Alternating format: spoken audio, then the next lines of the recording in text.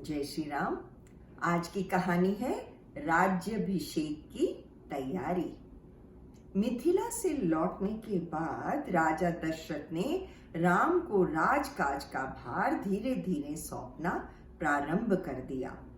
राम बड़ी जिम्मेदारी के साथ काम करने लगे और प्रजा के अति प्रिय बन गए। राजा दशरथ वस्तुतः अब वृद्ध हो चले थे। उन्होंने मुनि वशिष्ठ से विचार विमर्श कर एक दिन सभा बुलाई और कहा, अब मैं वृद्ध हो चला हूँ, मेरी इच्छा है अब राम का राज्याभिषेक कर देना चाहिए। पूरी सभा राजा दशरथ के प्रस्ताव को स्वीकार करने लगी। राम के राज्याभिषेक की तैयारियां होने लगीं।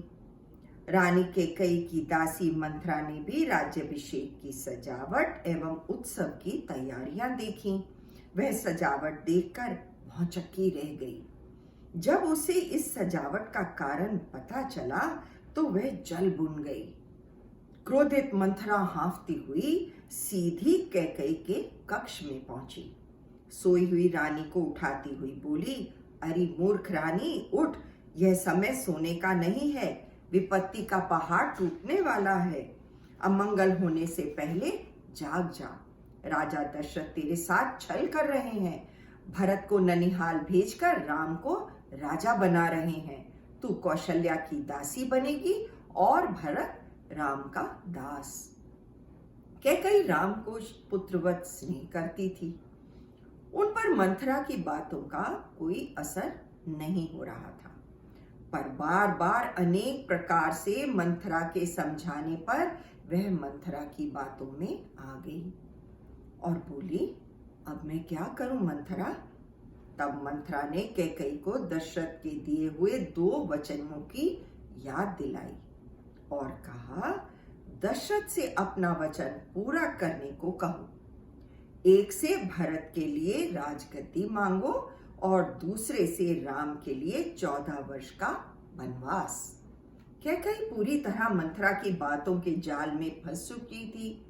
मंथरा की सलाह मानकर मैले वस्त्र पहनकर वह कोप भवन में चली गई। दशरथ जब कैकेयी को शुभ समाचार देने पहुंचे तो उन्हें उसके कोप भवन में होने का पता चला।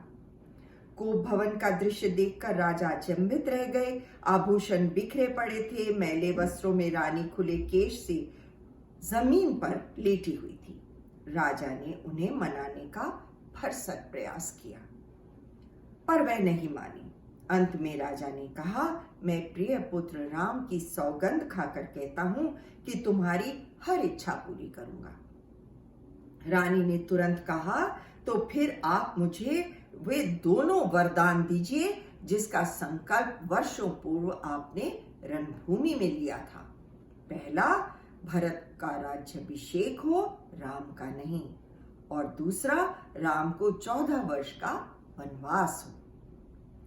दशरथ पर वज्रपात हुआ।